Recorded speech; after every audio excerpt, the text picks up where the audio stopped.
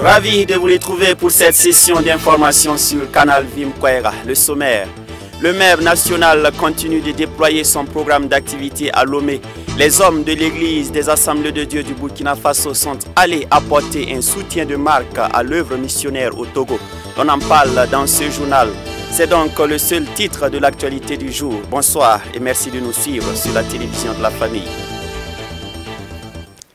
Mais avant cela, le Premier ministre Rimtalba Jean-Emmanuel Ouedraogo a présidé lundi 25 août 2025 un séminaire gouvernemental consacré à la transformation digitale.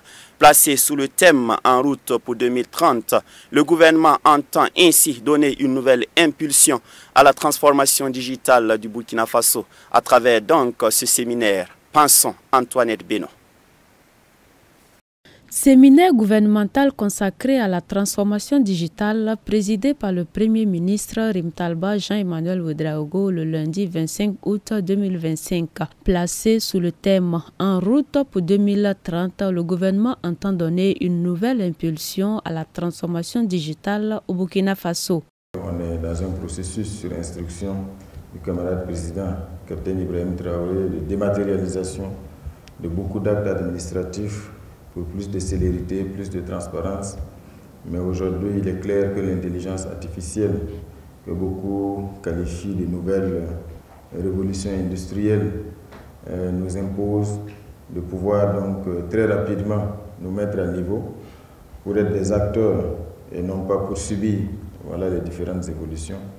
C'est vrai que beaucoup regardent l'intelligence artificielle avec beaucoup d'appréhension, beaucoup d'inquiétude, mais il ne faut pas perdre de vue toutes les avancées et surtout le champ des possibles qui s'élargit avec le développement de l'intelligence artificielle. Le tout, c'est de savoir aujourd'hui donc faire en sorte de pouvoir avoir une bonne politique en la matière, miser sur la formation, l'équipement et surtout faire en sorte que nous ne subissions pas, mais plutôt que nous puissions tirer donc le meilleur parti de cette nouvelle révolution industrielle qui va certainement redéfinir nos modes de travail dans tous les domaines.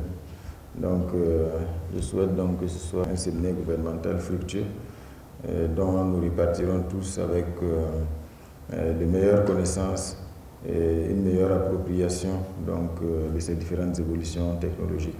Les travaux du séminaire ont été rythmés par 3 communications portant respectivement sur le document d'orientation de la transformation digitale au Burkina Faso, l'intelligence artificielle et le bilan de la mise en œuvre du circuit intégré de la mission à l'intérieur et à l'extérieur, SIM et SIMEXTA. En effet, la vision affichée dans le document d'orientation est ambitieuse, permettre au Burkina Faso, d'ici 2030, de disposer d'une couverture nationale élargie en réseau de communication électronique de qualité ainsi que de services numériques et postaux sécurisés, répondant efficacement aux besoins des populations. Pour réaliser cette ambition, 12 chantiers structurants ont été entre autres identifiés, 0 zone blanche, 0 données à l'extérieur, 0 bâtiment non connecté dans l'administration publique, 0 papier dans l'administration publique, 0 cash dans les services publics, 0 infrastructure critique non protégée, une identité digitale pour tous, des services de télécommunications accessibles et de qualité, l'intelligence artificielle au service de tous les Burkinabés et une population numériquement alphabétisé. Au sortir de cette séance de travail, le chef du gouvernement n'a pas manqué de féliciter ses collaborateurs pour la tenue de ce séminaire.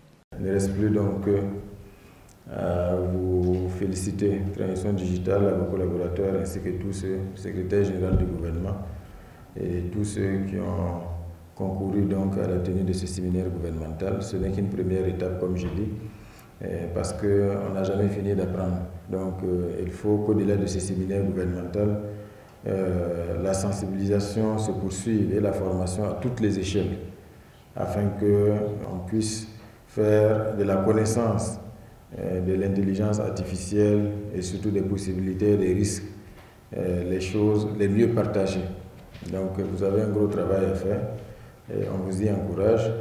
Et j'espère que chaque membre du gouvernement, chaque participant à ce séminaire leur repart donc enrichi un peu des explications et de tout ce que nous avons pu voir Évidemment, il faut aussi que nous soyons, à partir de ce que nous avons pu engranger comme connaissance aujourd'hui, que nous puissions aussi éclairer la lanterne de ceux qui sont autour de nous et surtout les inviter à éviter peut-être certaines attitudes ou certains réflexes qui sont de nature à les exposer, mais plutôt aussi sensibiliser sur les bons réflexes à adopter.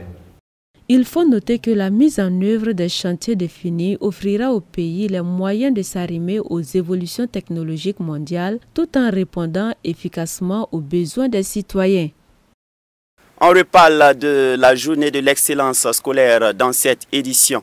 Le président du Faso, chef de l'État, le capitaine Ibrahim Traoré, a présidé vendredi dernier la cérémonie de célébration de l'excellence scolaire, placée sous le thème « Excellence scolaire », un tremplin pour l'engagement patriotique et le développement endogène au Burkina Faso. L'édition de 2025 a reconnu et célébré le mérite des acteurs du monde de l'éducation qui se sont brillamment distingués par leurs résultats au cours de l'année scolaire. Au total, ce sont 169 élèves, enseignants et encadreurs qui ont donc été honorés.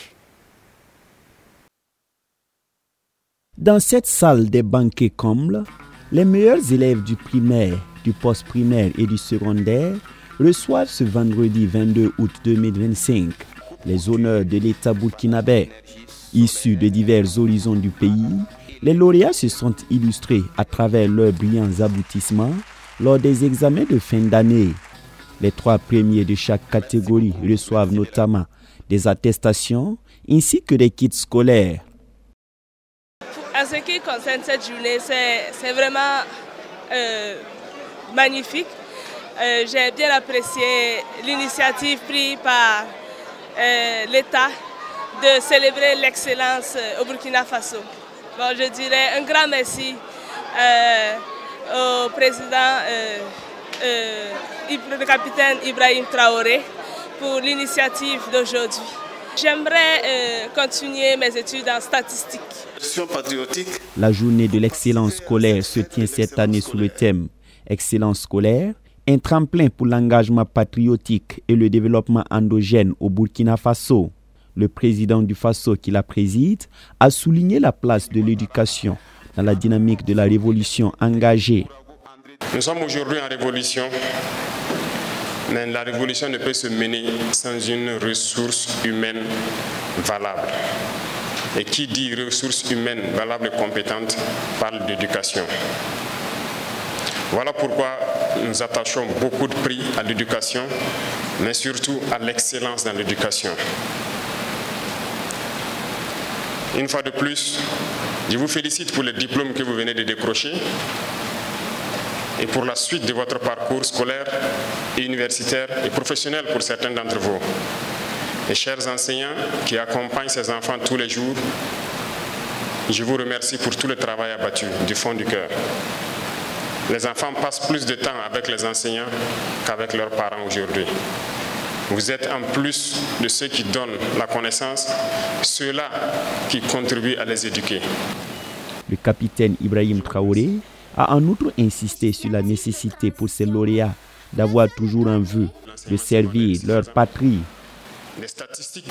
Aujourd'hui, vous êtes les meilleurs élèves du Burkina Faso. Et je souhaite que vous compreniez que certains d'entre vous auront peut-être des bourses pour aller à l'extérieur continuer les études.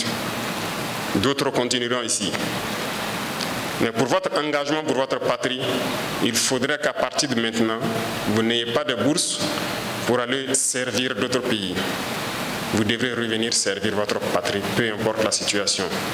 Certes, on pourrait dire hier qu'on ne s'intéressait pas beaucoup à nos élites, mais je crois que par devoir de patriotisme, vous devrez revenir et servir votre pays. Ce n'est pas parce qu'ailleurs on vous propose de meilleurs salaires, de meilleures conditions de vie, que vous devrez abandonner votre patrie. Personne ne viendra changer le Burkina Faso à votre place. Donc peu importe où vous irez, si vous avez de la connaissance, revenez servir votre pays. Nous réunirons les conditions aussi pour que les conditions qu'on vous propose ailleurs, pour que vous les ayez ici. Notre société est habituée aujourd'hui à uniquement tenir compte des diplômes ou des formations lorsqu'on veut embaucher des gens, le CV. Mais nous sommes en train de travailler à changer cela. Nous devrions très bientôt demander aux gens qu'est-ce que vous savez faire et non pas quel diplôme vous avez. En plus des meilleurs enseignants, deux super enseignants ont été honorés. Parmi ces deux figure M. Zalé Adama, ancien enseignant notamment du capitaine Ibrahim Traoré et qui cumule 41 ans d'expérience. Ils reçoivent chacun un chèque de 5 millions de francs CFA, une villa et une attestation. Ils sont également élevés au rang de chevalier de l'ordre des palmes académiques. Je suis ému, très content. Voilà, je remercie le bon Dieu pour cette grâce, parce que ce n'est pas facile. Être lauréat parmi des milliers d'enseignants, ce n'est pas facile, mais c'est du travail. Voilà, donc je remercie le Seigneur pour ça. Pour la suite, ça dit que c'est il faut quand même travailler encore plus, parce que quand on est meilleur enseignant, il faut toujours maintenir le cap. Il faudrait que tous les jours qu'on sache que vraiment le travail que tu fais là, tu mérites réellement. Donc je vais continuer. Je vais toujours continuer à travailler fort. En tout, ce sont 138 élèves, 26 enseignants qui ont été primés. Et comme innovation, 5 encadreurs ont également été récompensés cette année. Le Niger et le Mali sont les pays invités d'honneur de cette édition. Venons-en au titre phare de l'actualité du jour. Ouverte le samedi 23 août dernier à Lomé, la deuxième édition de sortie missionnaire organisée par le MEB, Mouvement des hommes de l'Église des Assemblées de Dieu du Burkina, poursuit son bonhomme de chemin, comme inscrit dans son agenda de rendre visite à un missionnaire envoyé par l'Église des Assemblées de Dieu du Burkina chaque année. Le MEB national a été le dimanche dernier à l'église des Assemblées de Dieu, Temple Lumière des Nations, dans le quartier Akato de Lomé, pour y célébrer le culte dominical, féliciter et encourager le missionnaire Flavien Ouedraogo. On retrouve nos envoyés spéciaux à Lomé, Abibalaï Bourema et Yannick Kabore, pour plus de précisions. Après le mot d'ouverture prononcé le samedi 23 août par le président national du MEB au collège protestant de Lomé, donnant ainsi le top départ des différentes activités entrant dans le cadre de la sortie missionnaire, ce dimanche 24 août, les participants à la sortie du MEB ont fait leur culte dominical à l'église des Assemblées de Dieu Temple Lumière des Nations dans le quartier Akato de Lomé. C'est en effet là l'activité principale de cette sortie missionnaire qui vise à visiter et à encourager ceux qui œuvrent pour la grande commission au-delà de nos frontières. Pour accompagner le missionnaire Adama Flavien pour la construction de son église, le MEB lui donne une contribution de 7 tonnes de ciment. Nous sommes animés par un sentiment de joie et un sentiment de grande reconnaissance au Seigneur à l'égard de ces serviteurs qu'il utilise pour nous accompagner, pour nous soutenir, et ça nous va vraiment droit au cœur. Il faut dire que nous avons été vraiment bénis par ce geste qui nous touche énormément. Nous avons reçu 7 tonnes de ciment et nous souhaitons donc dans les jours à venir déjà commencer à confectionner des briques, et nous souhaitons que d'ici là les murs seront érigés, en tout cas érigés, et la terrasse également sera faite à la gloire du Seigneur pour que nous puissions adorer le Seigneur dans un cadre plus approprié. À l'occasion de cette visite dominicale à l'église des Assemblées de Dieu Temple Lumière des Nations, le message de vie abordant la thématique sur la paix a été donné par le pasteur Mathias Ouedraogo. La paix est une tranquillité d'esprit. Nous avons parlé de la paix et nous avons exhorté les uns et les autres à être des acteurs de la paix. Nous avons défini la paix et nous avons fait ressortir la complexité de la paix. C'est une question qui est complexe parce que une seule personne ne peut pas décider et qu'il y ait effectivement la paix. Il faut que tous les composantes s'impliquent. Il faut que les deux protagonistes ou les deux personnes concernées veulent la paix, et effectivement pour qu'il y ait la paix. Donc la question de la paix est complexe. Et en conclusion, nous avons cité un auteur qui dit que les gens changent avec le temps. Il y en a qui changent en mûrissant et d'autres changent en pourrissant. Et nous avons exhorté les uns et les autres à faire l'effort en changeant pour mûrir au lieu de pourrir. Prenant la parole pour son mot, en tant que premier responsable de ce mouvement, le président du MEB a félicité et remercié tous ceux qui se sont déplacés de Ouagadougou pour rendre visite aux missionnaires de l'église des Assemblées de Dieu du Burkina Faso à Lomé. À Lomé, c'est sorti missionnaire. Parce que nous savons qu'il y a des gens que Dieu a suscités pour quitter leur lieu de confort, comme quelqu'un qui disait tout de suite, hein, et venir là où c'est difficile. C'est-à-dire que c'est très très difficile d'être au milieu des gens que toi-même tu ne maîtrises pas.